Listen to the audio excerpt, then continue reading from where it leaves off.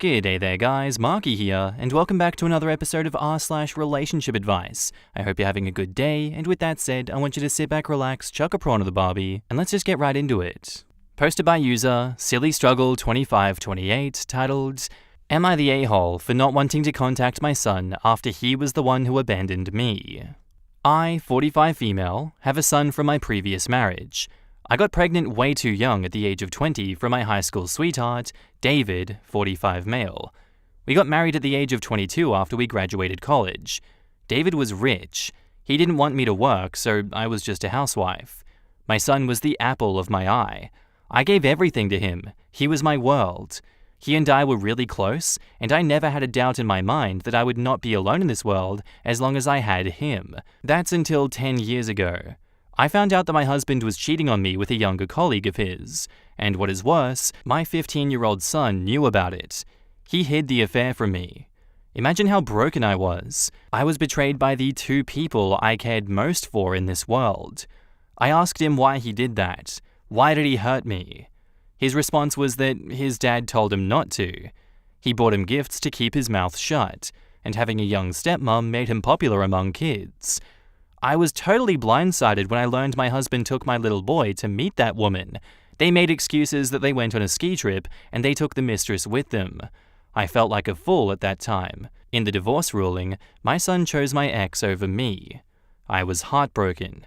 My son didn't even want to visit me after it was all done. I even tried to reach out to him once he turned 18, but he just refused. At that point, I gave up and I just went on with my life. I would still get sad over the years wondering how he was doing. I did move on, and I met someone who was a single father of 2 girls. I married him, and a few days after our wedding, I got pregnant again.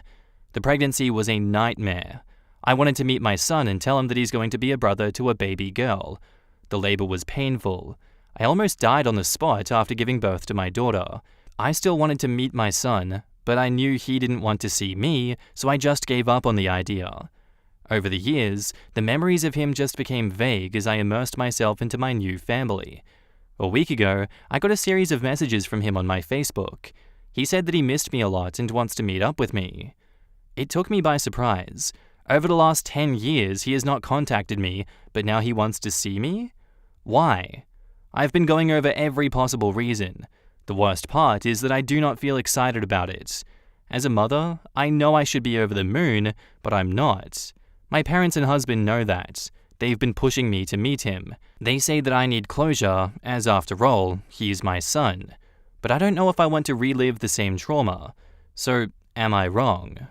Honestly, I don't think you're wrong for being hesitant in this regard. There is every possibility that he comes into your life and hurts you again, and leaves you with even deeper damage this time around. I feel personally that you are more than justified for not wanting to contact your son again after he abandoned you. That is more than understandable in this situation. So I'm gonna say not the asshole. In the comments, Razmataz Certain says, You are not wrong for being hesitant. Opening yourself up to the possibility of being betrayed again has to be scary. You seem to be in a good place in your life now. Only you can decide the best course forward. The people who love you are pushing for this reunion because they'll likely think that a mother having their child in their life is always the best course. However, sometimes, regardless of blood relation, certain people are not good for you. It will be hard for others to understand because they didn't experience your heartbreak. There is no right or wrong decision. Do what is best for your mental health. You could even decide to pause on a decision and tell him that you need more time. I'm saddened that you experienced this level of pain. I wish you well. OP replies, I'm inclining more towards not going, but I have yet to make a final decision. You could tell him that you'll reach out when you feel ready. That readiness may never come, but you need to put yourself first. The children you have now need to be the priority, and they need their mother to be in a good mental state. Actually, that would be a good way to see how sincere he is. If it is a genuine reach out, he will respect it. If not, then he'll most likely react poorly, and that will be your answer. This, OP, you need time and tell him that. His response will likely tell you his motivation. I don't want to tell you what to do, but your ex-husband, his new wife, and your son sound cruel. I wouldn't be surprised if he has motivations outside of just wanting to reconnect to you. Don't offer money or trust this. If he missed you so much, he would have reached out before now. St. Francis 2968 says, I would hit the pause button until you feel ready. I agree. I'm always a punching bag for other people's timelines. I often forget that I can create my own and not let them dictate the flow. He reached out when he was ready. OP, take time to do the same if that time ever comes. Also, OP should remember that her son is still that person who preferred money, young and beautiful stepmom, and popularity so much that he helped walk all over his own mother and shunned her. The fact that it took him 10 years to reach out is disturbing. OP's son may have realized that the stepmom wasn't a true mother to him or whatever, but he is still the same guy who saw his mother through his very shallow, judgmental value system. And OP is 10 years older and won't be more glamorous or wealthy than she was when he last saw her and rejected her as inferior. And now, onto the update. A lot of you have been requesting me for an update. I finally met my son after so many years. He was not a boy anymore. He was a man. He looked taller than I remember. So anyways, I'll give an update. I read your comments. Some of you gave me some good suggestions. I prepared myself for any possible outcome. He could be there to meet me and tell me about his life, or maybe reconcile, or maybe he wants something. Regardless of what it is, I'm keeping my guards up. I asked him to meet me in a public park. I asked my husband to be somewhere near so he could see me. My son came 5 minutes after I arrived. He was all grown up. I won't lie, I wanted to cry at that spot, but I held my composure. He said hi to me and I smiled. I commented that he has grown up and looks really nice. He just nodded. We sat down and it was silent. I was expecting him to say something at first, but I finally asked what he was up to these days. He told me he's doing fine. He just finished college and is going to apply for grad school. I said, that's great. And then it was an awkward silence again. He broke the silence and said, you must be wondering why I contacted you. I replied, for 10 years you haven't tried to contact me, but why now? I cannot help but wonder why you were trying to contact me when you told me years ago you don't want me near you because I embarrass you. His face got serious and he said, I know that, but I need something from you. A lot of you suggested that he must be here to ask me for money. Well, you guys were right. He asked me for money and the amount was $20,000. He said he needed the money because he wants to go to law school and his father can't afford it because he lost a lot of money a few years ago due to a loss on his business and his company was bankrupt. He also had 3 more kids with his mistress wife. That's why they do not have money for him to go to grad school. It just sank my heart. After 10 years, I was finally meeting him. I was hoping that we could reconcile and he would understand what I had been through, or maybe my husband was lying to him, but no. He just wants money from me. I told him I cannot give him money, not such a huge amount. He got defensive and kept saying, why not? And then he asked, is this about Dad's affair? Geez, when will you get over it? I asked him, why do you hate me? What have I done to deserve your hatred? Have I ever raised my voice? Have I ever hit you or said no to you? Then why? You always pushed me away when I tried to get closer to you. Why and what did I do to deserve it? He took a deep breath and said, you don't understand, Mum. You really expected me to come with you? You had nothing. At least my dad could afford the lifestyle I wanted, and my friends actually liked Carla, his stepmom. Everything was fine until you discovered his affair and my deal with Dad. I get it. You didn't hit me or scold me, but you were not able to afford the life I wanted.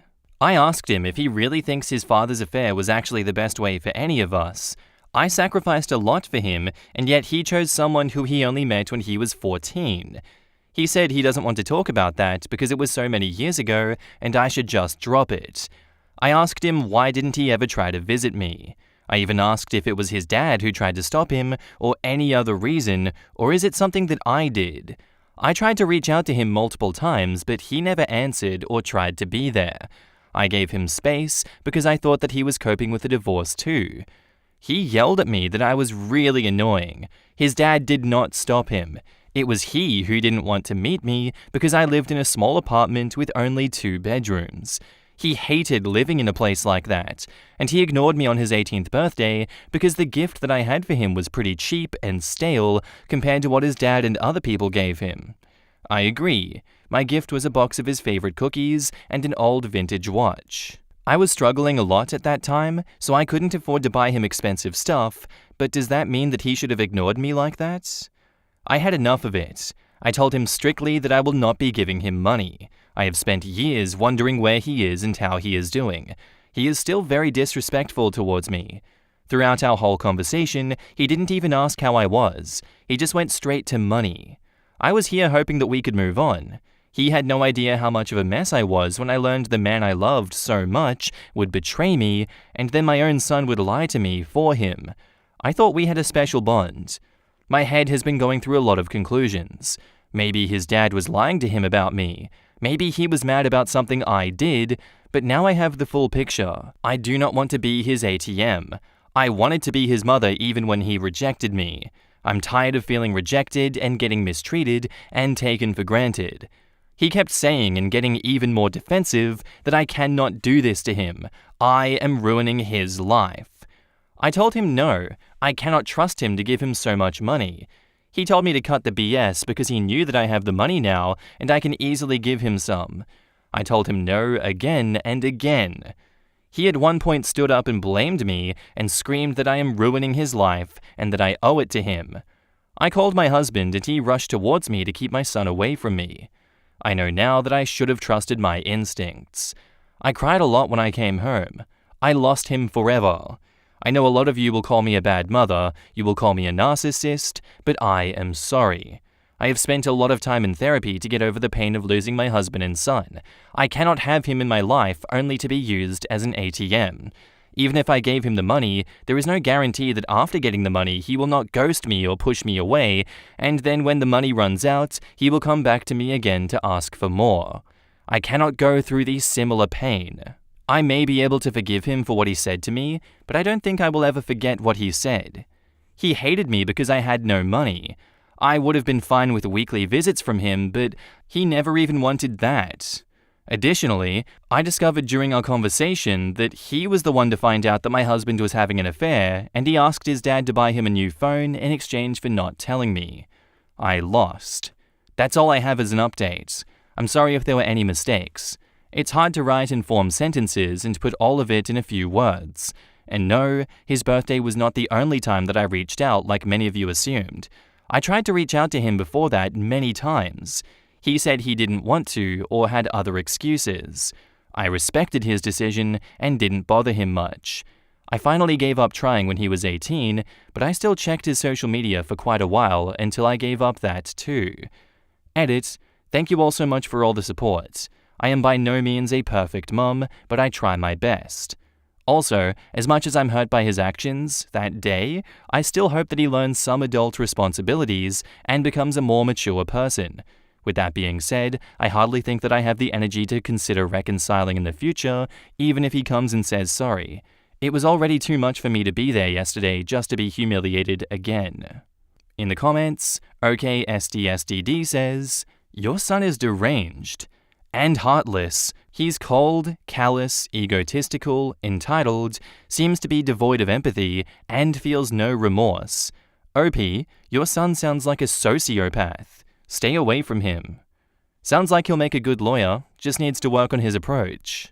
Wow, my mouth is actually open reading your post. Unbelievable that he had the nerve to say that and mean it that he didn't want to see you because you didn't have any money. He actually expected that you would just give it to him because he believes that you have it now? He wasn't even gracious or humble and has such an entitled attitude. How you are ruining his life? The dad who gave him everything isn't now? You did nothing wrong and this is not your fault. It doesn't matter whether you have the money or not, that is not the point. You were absolutely right to not give him a dime. You see now what this young man is made of and it isn't pretty. I do think you were exactly right. He had no interest in you as his mother and would have dropped you again. I am telling you, I did not expect this, and his attitude and the way that he talked to you is quite shocking. He showed no interest in his half-siblings or anything about your life. I don't see anything you could have done differently. You took the risk to see what he wanted, and it's a damn shame that he's turned out the way that he has. I'm glad that you have your husband and your family, and unfortunately, now close the book on this part. Lean on your hubby and move forward with your life and know that you did all you can do and now you know. All the best to you. You are not a bad mother, and you have nothing to be sorry about. OP replies, it was not that he was asking for money after so many years, but it's just I don't know if he will use that money for something bad like drugs or gambling. Also, I have no way to confirm if he's telling the truth about grad school or not, so it seems too risky to give such a huge sum like that. Your son made his bed and now he has to lie in it. He sounds like he made some mistakes in his life and now karma is starting to bite him in the butt. If he's upset, his stepmom or your ex can bail him out. Block him and move on. You deserve better. Even if he comes to you with a law school acceptance letter and a bill for $20,000 from the law school, even if you can call a number at the law school to confirm where the $20,000 will go, do not give him any money. You may have memories of a sweet little boy long ago, but I'm sorry. That little boy grew into a rude, selfish, greedy person who does not seem at all interested in building a loving relationship with you. This must be incredibly hurtful to accept, but I think you know that it's true. And yeah, honestly, I think the apple didn't fall far from the tree in this instance. It is disgusting the way that this boy has treated his mother, but that's just life sometimes, and sometimes people just aren't good. They're just not good people. And I don't think that good lawyers want bad lawyers like that entering their profession either. Anyway, I want to turn this on you guys. What did you think about this story? Let me know in the comments down below. Our next post is by user Anxious in the Lab, titled, My supervisor made a complaint about me to my scholarship institution. So I've started my doctoral project in October. For 2 months, I've learned the methods that I could use during my project. Then I proceed to do my own experiments mid-November. The thing is, I need to wait for more samples from my supervisor. Meanwhile, I go to lab, do some things, and then leave. In the lab, the supervisor and the technician told the students that we are responsible for our own schedule and we should come whenever we wanted during the day. I've been going to the lab around the afternoons, and I assumed that this wasn't a problem till I got an email from a person in the uni who's responsible for the scholarship holders of an institution. The email said that my supervisor wasn't satisfied with my cooperation and asked me to explain why I don't go to lab even though it's necessary for my doctoral project and my scholarship is connected to this cooperation. The problem is my supervisor never mentioned this to me before. I had no idea that she wasn't satisfied with my work. Her going directly to my scholarship institution made me very upset because I am an international student and my income is just my scholarship. And without that, I would have to go back to my country. I feel like she should have given me a warning first. Look, you have to come every day between these hours. I sent the person that sent me the email and also my supervisor an email explaining that it has been a misunderstanding. I thought lab hours were flexible and I didn't know there were strict hours. It's never been clarified to me before. I was always there when I needed to work with a technician or something or had a meeting.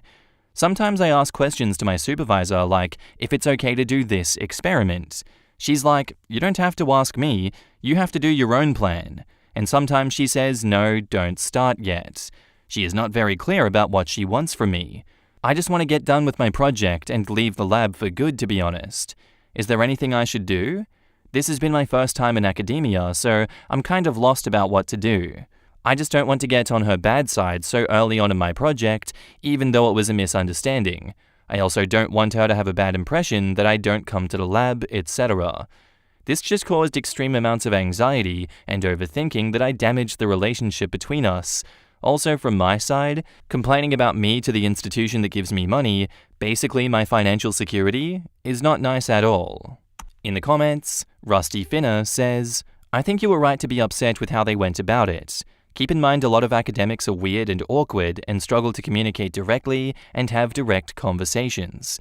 But ask yourself this, would they complain about the hours you were there if you were making good progress? Sounds like they are hinting that they are unhappy with your progress.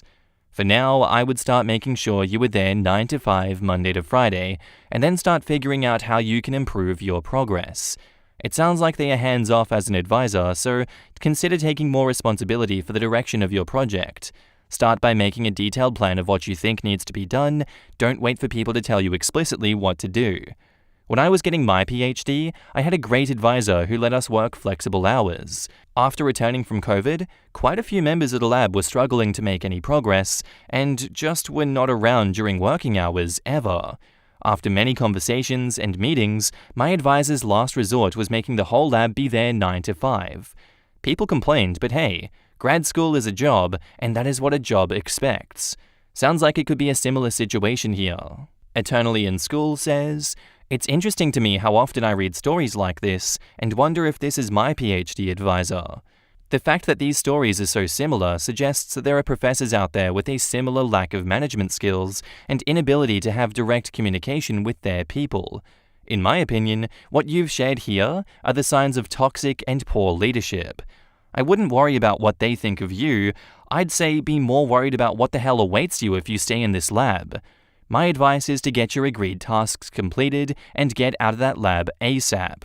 Even if it's a great project and the PI has funding, it's not going to be worth the torture they will put you through. Trust me on this. Good luck, OP." And now, onto the update. I should have listened to you guys. I should have left the moment I posted this on Reddit because things did not get better. In fact, they got worse, but now they are so much better. I worked my ass off through Christmas till the end of February, but my experiments did not give satisfying results according to my supervisor. We never had a discussion about my results until February. She sends me an email about a meeting for my work performance.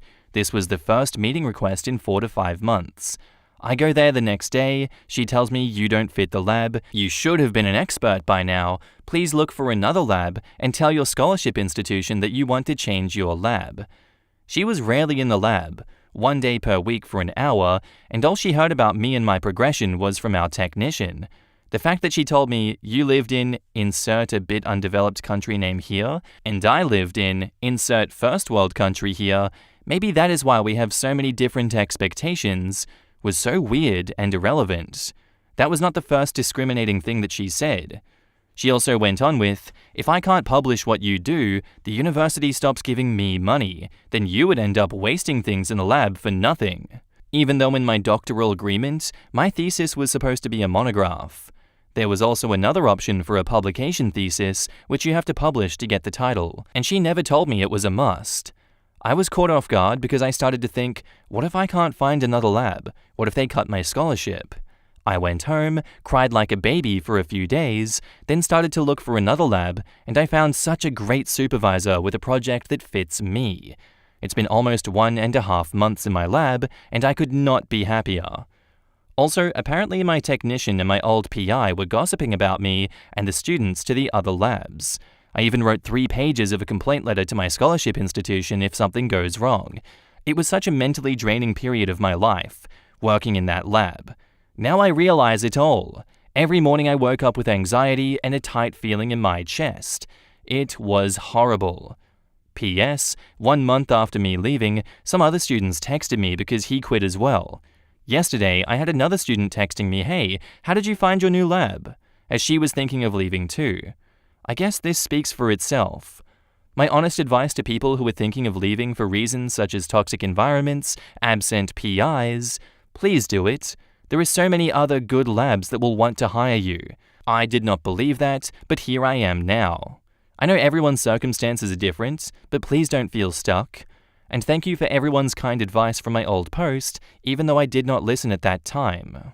In the comments, PHLFC says, "Just because someone isn't fluent in your language doesn't make them an idiot. They might communicate brilliantly in their native tongue. Language barriers are solvable, and you can do some great work with someone once you find a way to communicate effectively. The old supervisor didn't care enough to try to solve that problem. Believing that the problem can't be solved is a big sign of bigotry." Penny Arena says, "One of my coworkers is fluent in English, but has an accent. You should have seen the look on a client's face when I told him, well, actually, coworker has more education and credentials in our line of work. She's the one that I go to for help. What makes you think that I'm more knowledgeable?" I'm sure he wore away all of his tire tread due to backpedaling. Hekili808 says, "There were a lot of red flags that could have been escalated in a timely fashion. When someone is deliberately sabotaging you and it's affecting your academic career, you can't just play defense or stay quiet and hope for the best. Respond to those shitty emails with, 'Can you please clarify? Does this mean you will not set or clarify expectations because I am an international student?' And start CCing above them. There is no working relationship to save. You have to make them treat you better out of self-preservation rather than their own sense of decency. Our next post is by user Sierra Mollipop titled, "Am I the a-hole for saying, 'Wow, I don't like you,' to my friend's boyfriend? This happened some weeks ago, and I probably am the asshole, so I came here to check. I was at the mall with my best friend when another friend, let's call her S, noticed us and invited us over. S was with her boyfriend at the time and wanted to introduce us, and since we enjoy meeting new people, we obliged. It did not take long before we realized that the boyfriend was, let's say, strange. He refused to talk to us, giving one-word responses to everything, and when the topic went towards things that we enjoyed or liked, he'd just go, 'I don't care.' It was disheartening to say the least. I try my best generally to include everyone in a conversation, but he, honest to God, refused to participate, even when the topic was his interests or his relationship with S. The thing that really broke the camel's back, for me at least, was that he made S talk for him, and not in a, 'I don't know what to say, so please take the reins' way, but in an almost, 'they're beneath me' way. S tried her best to accommodate, but there were things that she couldn't respond to, like what was the boyfriend's favorite video game and stuff like that. After around 30 minutes of trying to either ignore boyfriend and discuss other things or let him speak only for him to refuse to, I just didn't care anymore and went, 'Wow, I don't like you.' And he once again just ignored everyone. Even S when she tried to defend him by saying that, I wish I was joking here, I still don't understand the correlation, that he is a feminist. The whole thing ended up just being awkward, and afterwards S didn't talk to me as much. It all came to a head at my best friend's birthday when S tried to confront me and said that I was a cow and was being mean to her boyfriend. I was most likely rude, I agree, though I genuinely was out of things to say at that point. So, am I the asshole? Edit, I spoke to S and friend, and from what we know, me, S and my friend, the boyfriend isn't autistic. Me, S and friend are diagnosed with ASD, on the other hand, but if the boyfriend is, he isn't diagnosed or doesn't know it. Also, we're all adults, since people asked. I think the only thing you can potentially be an asshole for is being so blunt, but you're just giving back what he was giving you, so... Yes, an eye for an eye makes the world blind, but this guy deserved that, I think. I don't think this guy deserved the interaction or any response after a while. It would have been more productive for everyone to just forget that he was there, in all honesty, but I get that on first meeting someone that's rude. Anyway, I judge you not the asshole for what you've done. In the comments, HardCandy8923 says, "Not the asshole.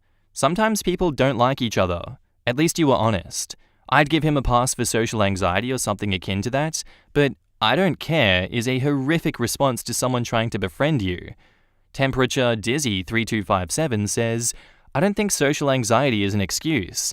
I have social anxiety and so does my husband. I was diagnosed when I was 8 years old. Yes, I'm uncomfortable in social situations and sometimes am nervous to speak, but I've never been downright rude and told people I don't care about what they're talking about. Not the asshole, OP, and I hope that someday your friend sees that her boyfriend's behavior is very rude." Right? Acting like this would trigger my anxiety way more than just trying to participate in a conversation. Not the asshole. Sometimes you just have to call a spade an effing spade. S is just blind because she likes him, God knows why. You were more objective. You tried to be nice and engage him into conversation, but he acted like a giant D-bag. Might as well say the truth than being forced to spend time with him again. I wish it was more normalized to do what OP did, to be honest. The civilized thing to do is ignore that kind of behavior, but that just enables those kinds of people and even makes for more of them. They're an honest-to-God thorn in the side of society, and entitled people do huge damage. What if this guy had grown up being taught that he can't go through life being an ass? What if he developed more healthy coping strategies? The world would be a better place. I admire OP for not sitting on the fence. Honestly, I agree with this take. I think we should normalize just calling out assholes when they are being assholes. None of that brutally honest crap, that's cringe, and that's just stupid. Find a fine line between the two, but also at the same time don't be a fence sitter. Anyway, I'd love to know what you guys think of this one. Is there any universe in which they are the asshole for calling out this behavior? Let me know. Anyway, that's where I'm going to leave today's episode, guys. I do hope you enjoyed. If you did, let me know what you think about it down below, and I'll see you in the next one. Bye.